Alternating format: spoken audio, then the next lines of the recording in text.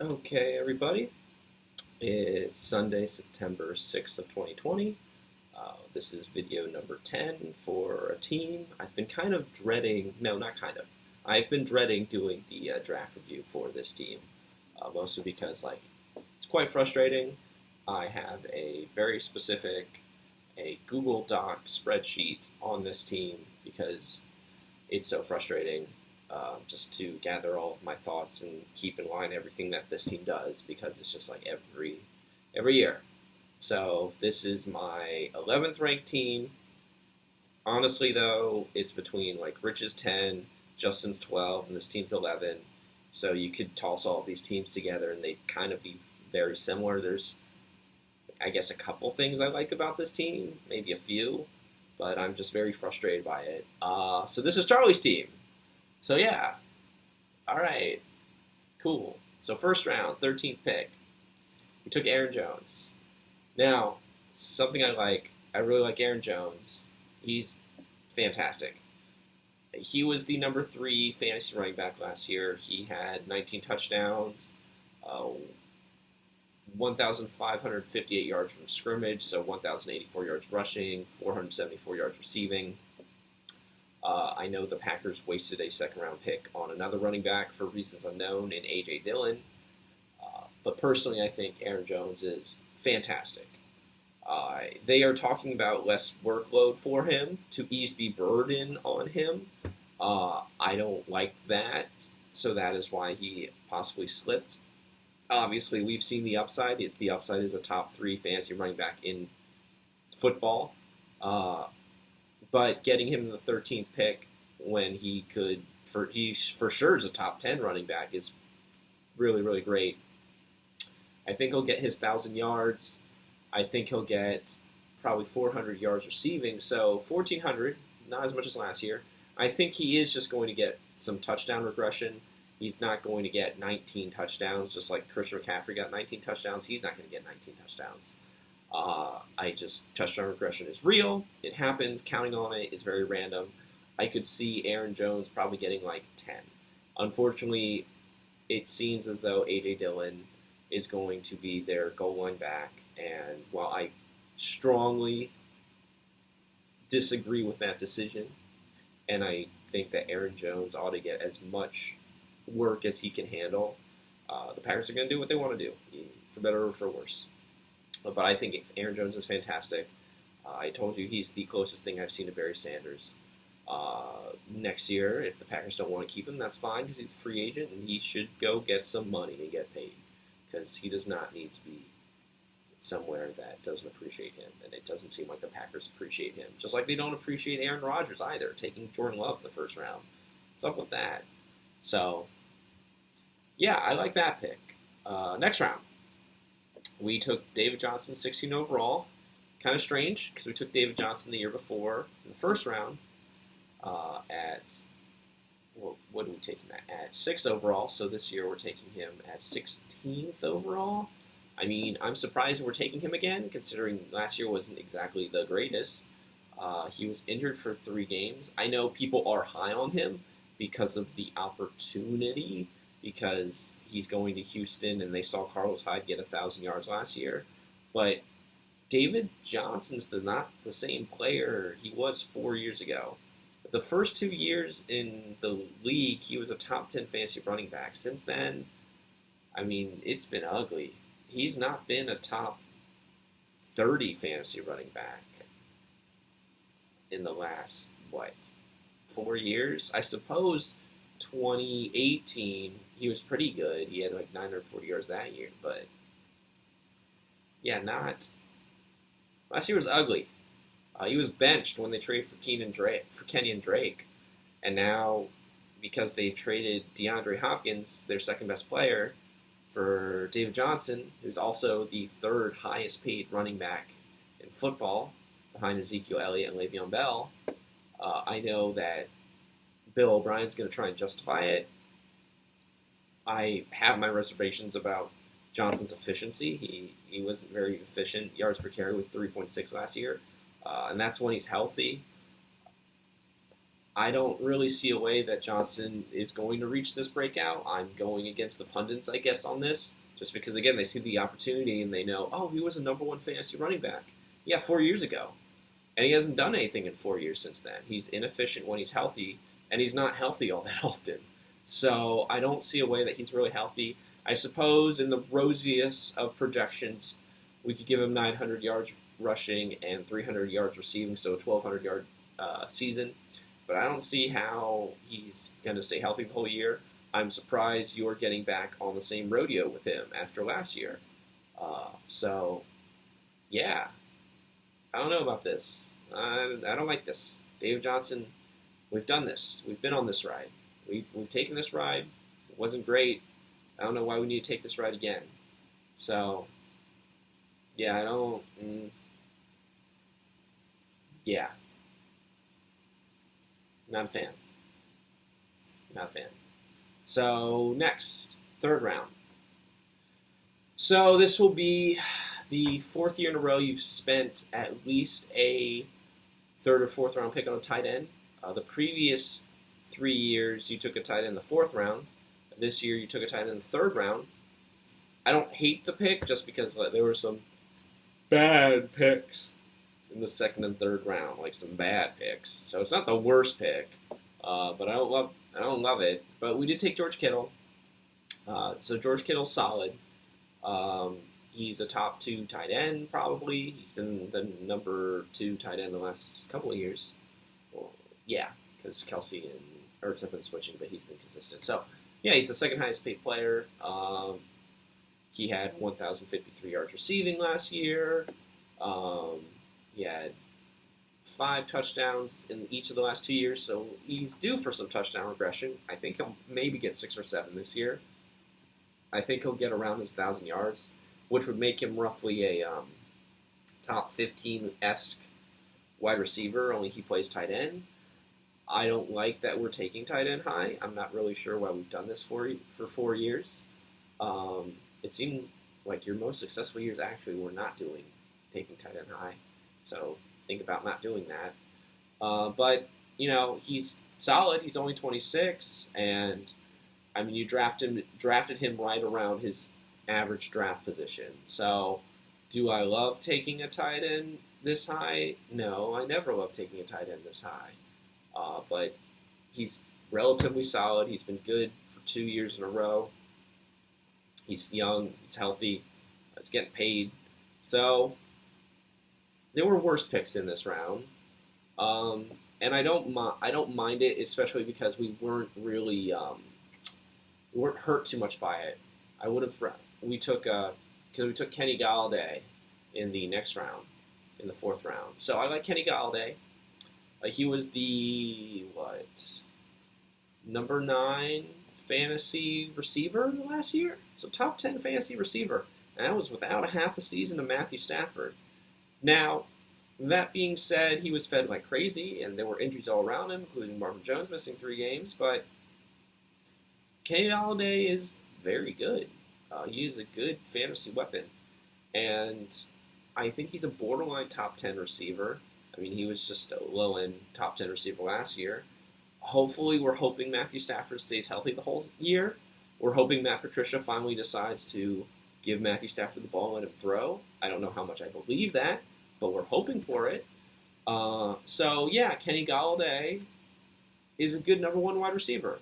I can see him kind of doing a repeat because Stafford will be healthy. So another 1,100-yard season, another 8 touchdowns or so. A little bit of slight regression just on the touchdowns because he had 11 last year, and again, touchdown regression when you get double-digit touchdowns is real. So, yeah, a little slight regression, but not much. He's a fantastic player, and he's relatively young. He's only 26. So, a good young player who's your number 1 receiver. I dig that. So, 2 of the first 4 picks I like. 1 in Kittle, I'm like, I don't love it, don't hate it. I hate the Dave Johnson pick. So, typical Charlie draft. Round 5. Round 5, we took DK Metcalf. Oh, I like him. I like him a lot.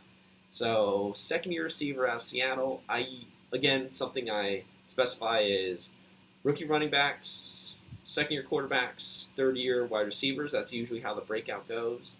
Now, he's only a second-year wide receiver, but I can see hoping for a breakout. I think he'll be just as good as last year when he had 900 yards and 7 touchdowns, and I think he can even be better because he's really efficient. I know he only ended the year as the number 33 fantasy wide receiver, but that's because he was honestly kind of unlucky with the touchdowns.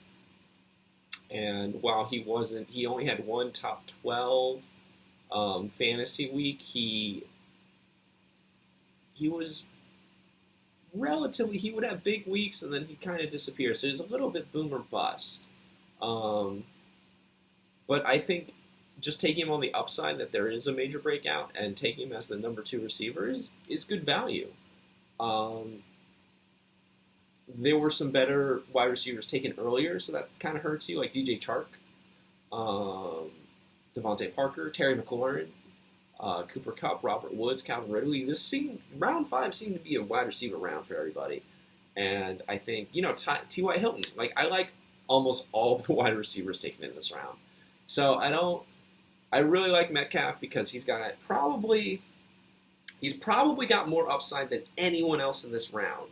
But it's kind of risky because he's in a run-heavy offense. So, and he's behind Lockett. That's another thing that kind of sucks. So I like a few of the picks more, probably half the round more. But that's not to say I don't like DK. I really do like DK Metcalf. For the talent, pound for pound, he's probably a top 10 receiver in football, to be honest with you. But I don't know if they're going to use him like that. I'm hoping so. I think he has more talent than Tyler Lockett, but Lockett's the guy because he's such a good route runner, and they don't throw enough. So he's probably only get 60 receptions, and honestly, DK is probably ready for 90. But I don't make these decisions. We're running the ball with Chris Carson and Carlos Hyde and Rashad Penny. Needless to say, I don't agree. So, next round. We took James White. So, third time in 4 years we've taken James White. Last year, Rich took him. Other than that, it's been all Charlie. So I don't really know what it is with you taking players repeatedly over and over again. Don't like it. So James White, he's finished as a top 20 running back the last 2 years. Last year he was number 18. So yeah, pretty good. But we can never bank on carries from White. He's been around for 4 years now, and he's never had 100 carries in a season. And now Cam Newton's there, and Cam Newton did show in 6 games he was willing to throw the ball to Christian McCaffrey. But I don't know what the Patriots' offense is going to look like with Cam Newton. I suppose they don't really have very many weapons. They have N'Keal Harry, who was a first-round pick last year. Sonny Michel, who was a first-round pick 2 years ago, but is more of a between-the-tackles running back. And Julian Edelman, and that's it. So there's definitely a place for James White. I know a lot of people are really down on him. I'm not as down on him. I think for the value, this isn't bad. I'm glad that we are going for more running back depth, Charlie. I'm not happy that it is James White again, because we have this thing where we take the same players repeatedly, but to each his own. At least we can say that James White has the opportunity to possibly be better. Will he be? Probably not. He's probably going to be what he was, but there's the opportunity. So, yeah, I don't love it, but I don't hate it. I understand it. You need a running back, and he was there. This is why I don't take tight end early, because then you're skimping on your running backs. Don't like James White as my flex, especially when Tom Brady's not there. Yeah, so I think maybe 500 yards receiving, maybe 250 yards rushing. So that's going to be down from his 950,000 yard seasons he's had. Not great. Kind of on the low end. Not seeing the top 20 season for him at running back. Not even top 30. It's just rough. So, Round 7, ooh, something new. We went double tight end. Took Tyler Higbee. So Higbee's weird. Last 5 games, Gerald Everett, the other tight end in the Rams offense, got hurt.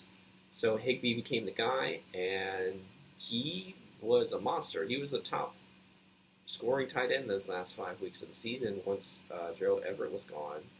Can Higbee do that again? I am skeptical of that. At least him keeping the pace that he had. I mean, we have a full season of Cooper Kupp.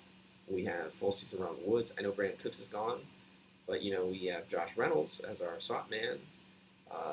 Again, we have Everett back. Todd Gurley's gone, so there is some pass catching gone. But it seemed to me like the Rams were mostly just kind of like dumping it off to Higbee, more so than Higbee was getting open or doing anything to help himself. I don't mind, again, I don't love taking tight ends, especially because we've cut out the opportunity. There's no real reason to take another tight end when we've got an elite tight end already. It's part of the reason you take a tight end so high. I would have rather tried to go for some talent here at some other position. This is why you don't take a tight end high anyway. But I suppose Higbee has the opportunity to be a number 1 tight end. And in our league, with how deep it is, that would give him some trade value. You can see 700 yards, 5 touchdowns, and that would make him middle of the pack, maybe 7 or 8 tight end in fantasy. So that's good.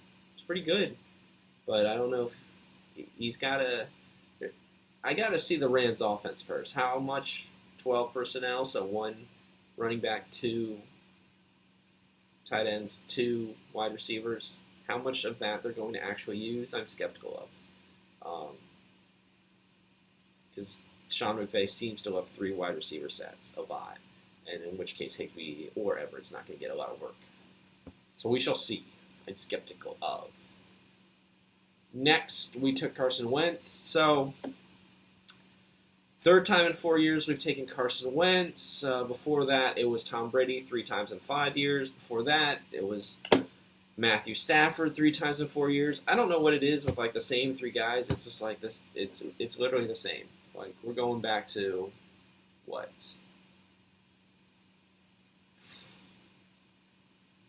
Jeez, we're going back to 2014. So the only year was 2013, the very first year of the league. Other than that, same 3 guys. Tom Brady, Matthew Stafford, Carson Wentz. Sometimes we'll even get 2 of them on our team. All right? Let's not do that anymore. Let's experiment a little, okay? There's Lamar Jackson, Patrick Mahomes, Russell Wilson, maybe Hall of Famer Drew Brees. Who do I have? Cam Newton. I like Cam Newton. Maybe you want to experiment a little, take one of the other young players, Josh Allen. Josh Allen had a good year last year. Let's do new things. Let's not take the same guys over and over, all right? Carson Wentz has been injury-prone. I suppose he was a top 10 quarterback last year, but this is probably the one quarterback pick that isn't justified taking in our draft. The only one, reason being, well, actually, someone else, taking the backup quarterbacks is never justified, so I guess it's not the only one, but this is the only starting quarterback that wasn't justified. And the reason being is because, we keep going back to the well of hope that he's going to stay healthy, and it continues to be a lie. So, whether he's healthy or it's his running backs getting hurt or it's his wide receivers getting hurt, it's something. People keep trying to tell me Carson Wentz is going to have an MVP season, and I keep seeing other guys having MVP seasons. So, yeah, no, I mean, I don't love it. Do not love it. Especially when, Cam Newton was still there. Matt Ryan. Could take a Matt Ryan. He was still there. Goodness. There were quite a few good quarterbacks off the board. No. Can't. But, yeah, I don't... we got to get out of this pattern of taking, Carson Wentz, Tom Brady, and Matt Stafford. All right? Just new people, new things. Do new things. New fun things. All right? So... especially because none of them have really been good for you on your team. It seems like you always draft them in off years. And, like, Stafford's stuck in Detroit. Wentz is in a really good place in Philadelphia. I'm just skeptical of his health. And Brady's the epitome of just health and stuff. So I guess we could justify taking Brady. But I would like you to take some upside quarterbacks here, like learn about like new people like Kyler Murray, or like just new young players instead of the same older veteran quarterbacks over and over again. Like something to think about because it's exhausting. Like 9 years of Tom Brady, Matthew Stafford, and Carson Wentz, and we're just like, oh, I don't know why my quarterbacks are never like a top 10 quarterback, or they're always just like just inside the top 10. Why are they never top 5? So we were taking the same ones over and over again. That's why. That's literally why. So, yeah. I mean, he had a top 10 fantasy campaign last year, so, hey, I guess, you didn't really justify where you picked him last year, but, well, actually, you didn't even pick him last year, so, that was the year you didn't pick him, and he barely justified his draft value anyway. So, he didn't have much help. His wide receivers were all injured. This year we're hoping, Jalen Reagor's already hurt. Marcus Goodwin's already opted out of the season. Alshon Jeffrey's kind of back, but he's still working back from Liz Frank. And then Deshaun Jackson's healthy. There's a guy. Zach Ertz is healthy, so there's a guy. I don't think he's going to be as good as last year, in fact, just because he's not going to get as much volume. So maybe like 3,800 yards, maybe 27 touchdowns. I mean, that's a good season, but for the draft value, we're talking like the 12th ranked fantasy quarterback. There's no reason not to just simply wait at this point. I mean, if we're going to take a good quarterback, we could have taken earlier, like Watson, Russell Wilson went in the 6th round. Mahomes went in the 5th. Lamar Jackson went in the 4th. I don't love that, but I mean, that's Murray in the 7th, Dak in the 7th. I mean, there's quarterbacks littered all over this place. Drew Brees went in the 9th round. There's a really good one. Why don't we take Drew Brees? Why do we keep taking Carson Wentz, Matthew Stafford, Tom Brady? So, something to consider. Next, we went Shaq Barrett, defensive end, led the league in sacks last year. I don't like taking defensive players before double-digit rounds, usually because, again, we can be taking shots at good players. And you're asking, oh, what kind of players? Well, Antonio Gibson went in the 9th round. Matt Ryan went in the 9th round. Damian Harris went in the 9th round. Drew Brees went in the 9th round. Guys, don't take defensive players before round 10. There's still talent on the board. And if you don't believe it, you're not looking. So, round 10. We took Jordan Hicks, linebacker, elite linebacker, okay. I can kind of get behind it. I mean, this is when everyone really, really starts taking defensive players, is round 10. Round 11, we took Darius Slayton. So we took a wide receiver here. I like Slayton. He's a second-year receiver as well, just like DK Metcalf. He missed the first 2 games last year, but he had 8 touchdowns in 14 games. I think he's going to have some regression. He looked really good in the Giants' offense, more so than Sterling Shepard and Golden Tate. Now, I think Golden Tate's the number 1 option. I know a lot of people are talking up Sterling Shepard. I don't really trust Daniel Jones, but I think that Darius Slayton is their primary vertical threat. He's a speedster. So if they're going to go over the top, he's the guy to go to. Not Evan Ingram, not Sterling Shepard. Underneath is all Golden Tate territory, so feed Darius Slayton. Feed him. He could be the guy. And for the draft value, getting him in the 11th round rather than taking like Sterling, Shepard, or Golden Tate higher, I like that. I don't love the Giants' offense as a whole, but I like the draft value. It's not bad. 12th round, we took Tracy Walker, the safety, out of Detroit. He's another defensive player, filling up needs. We took Justin Jefferson, a rookie wide receiver out of Minnesota. He hasn't had a great camp. He's trying to make the team as the slot receiver. He's their first-round pick. Wide receivers tend to struggle in Minnesota's offense. Adam Thielen's really their slot receiver. I'm not sure about what Justin Jefferson's going to do. He had a really good catch rate last year for LSU. But in the run-heavy offense, he's really only a late-round pick unless he turns into like Stephon Diggs or Adam Thielen. So for rolling the dice to see, I suppose, I like taking rookies. I like rookie running backs, but hey, I can't hate on it too much when everybody's taking defensive players, taking a risk on a rookie receiver. Took Alexander Johnson, the linebacker, the next round, so filling up needs. 15, we took Baker Mayfield. There's no reason to take double quarterbacks. Baker Mayfield was not good last year. He was kind of good for half a season the year before, but we need to see it for a whole season. And now he's going into a run-heavy offense. I'm very skeptical of him being a top 14 fantasy quarterback. I don't know why we're using a even bench slot on him when he was the 20th ranked fantasy quarterback last year, and he didn't even justify being a starter, let alone being on the bench for a team. So we don't need to take backup quarterbacks. There's literally no reason to. Even in the time of COVID, you can go find somebody. So, yeah, I don't like that. Took Greg Zuerlein, second year in a row you've taken Zuerlein, and that's after taking Adam Vinatieri for 3 years, and Vinatieri's retired now, so I guess Zuerlein's your guy. Big leg, he's in Dallas. That's all I gotta say. Maybe consider taking somebody else. After that, we took Ryquell Armstead, so at least we kind of have some running back depth, but that's purely out of luck because Fournette left Jacksonville. So Armstead is considered to be the starter whenever he gets healthy off of COVID. I don't know how much I believe that. But, yeah, he had 35 carries last year for 108 yards. So at least he touched the ball, which is more so than I can say for the other three. Like, Ozigbo touched the ball 13 times. Like, losing Fournette is kind of crazy to me, but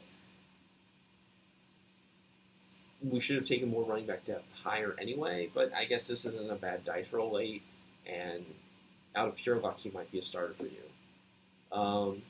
And then finish off the draft with the New York Jets. Michael Pirine. Jets are a wasteland. I don't like anything to do with them. He was their 4th-round pick. I mean, I like taking rookie running backs and seeing, but he's behind Le'Veon Bell and Frank Gore. I see him having a very hard time passing either of them. So, yeah, I'd probably cut him. I'd probably cut Mayfield, and I'd throw Armstead because he's on COVID on IR, and I'd go find some other running backs or something.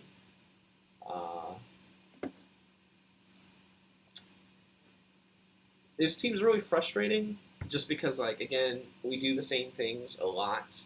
I think I went back, and again, I've charted your entire team. I've been charting it, and the only year you did not take players, other than the first 2 years, obviously, because they're the first 2 years of fantasy. We've been playing since 2013. Every other year, you've at least taken 3 players that have been on your team previously. Oftentimes, it's the year before. And you almost always lean towards the same players. As I mentioned, Tom Brady, Matthew Stafford, Carson Wentz. We've done the David Johnson experience 2 years in a row.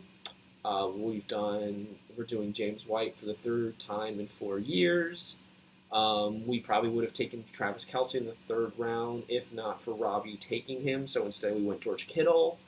All these things are bad. Taking tight ends early is bad. Taking those 3 quarterbacks specifically for reasons unknown is bad. Like, I mean, I like Tom Brady, but Tom Brady's not going to be a top 10 quarterback every single year. Like, we took him 3 times in 5 years, starting up until last year when he was your quarterback. So Stafford's barely been a top 10 quarterback at times, and Wentz has been hurt. There are other quarterbacks in the NFL. We're going back 8 years, all right? This is year 9. Like, we don't need to be starting these same guys. They've just been getting older. Stafford and Brady are both in their 30s. I guess Wentz is younger, but he hasn't shown the ability to stay healthy. Go experience and try new quarterbacks. Wait on quarterbacks. wait on tight end, take more running backs. I like what you did with receiver, Galladay, DK Metcalf. I wish we took more. So I like Aaron Jones, but it's just really frustrating because like we do the same things over and over again, and we're not really learning. I like to say you learn, you grow, you succeed, but we're not even at the starting point where we're really learning. We're just doing the same thing over and over and over again. It's kind of like you've described a story with your mom with a bookshelf, and she puts it all out of order, and it's not very neat, and then you have to come in and fix it and make it more clean, and the colors match better. You're kind of like your mom right now. You just keep doing the same thing, and you're just like, oh, why is it so ugly? Why doesn't this work? Because you're doing the same thing over and over. And it's just really, like, it's haunting. It's kind of scary how often you do it. I mean, Alshon Jeffrey is at least not on your team. These are the first time, and the past 2 years have been the first time, basically, that you haven't had Alshon on your team. Only one in the previous 6 did you not have him on your team. So at least he's not on your team. But you almost have like too much loyalty to your players, and it's really, really crazy because sometimes you'll actually hit on guys late in the year, late rounds, and they'll actually do well, and then we don't go back for them. We just keep taking the same guys early in the draft for us over and over, hoping they'll get better, and they're exactly the same or they're worse. So like you took Brandon Cooks in the 13th round, 2014. You took Devontae Adams in the 11th round in 2015. You took James Conner in the 14th round in 2017. You took Michael Gallup in the 12th round in 2018. All of those picks were really good. All of those picks were with breakout players. We never drafted them again, except for Adams, who we took in the second round last year, which was 4 years after we took him the first time. So I don't know why we don't take... If you really want to get players that have been successful for you previously, that would make sense to me somewhat. But we're taking like the same guys who have just been exactly the same or worse every single year. And again, I don't want to knock Brady. I think Brady's going to be good this year because he's in Tampa and he has a bunch of weapons. But previously, when he was in New England, he was not very good fantasy-wise. He had like no Gronkowski last year, and he was like just not very good. He didn't have any weapons. And Matthew Stafford only played like half the season last year. Carson Wentz gets hurt all the time. But it's the same three. It's the same starting James White as my number 2 running back or my flex option. It's the same like getting an injured running back really high. It's the same getting a New York running back really late. Like we just do the same patterns. It's getting the same kicker year after year after year, and then when that kicker actually has to retire, getting a new kicker and getting him year after year after year. And it's just like, it's crazy to me, man. So, like, again, something to consider. Get a different quarterback. If you want a veteran good quarterback later on, I can get on board with that. But just, take someone different. Take a Matt Ryan. Matt Ryan, good pass-heavy offense. As for running backs, hell, we need someone late who's like a good pass catcher, I guess. You maybe like pass catching something not James White-ish at all, even a little. I mean, if we're looking for something, I suppose, take Kareem Hunt. Take Phil Lindsay. So, I like what you did with receiver. Let's do more of that. Let's do more getting new people, trying new things, getting some upside. So that's why I'm not crazy about your team. I mean, I like Aaron Jones, but, we're just doing the same pattern over and over again, and it's just, like, really, really frustrating for me to, like, go back and look at it and just be like, man, it's not clicking. Like, you're just doing the same thing over and over. You keep looking at the bookshelf, and you're just like, man, all the colors look really ugly and missorted. I wonder why that is. I'm just like, you can fix that. Like, it is there. It's right there. Fix it. So, just really frustrating. But, yeah, no. You could possibly make the playoffs. You really got to hope Dave Johnson stays healthy. Consider getting his backup. That's it.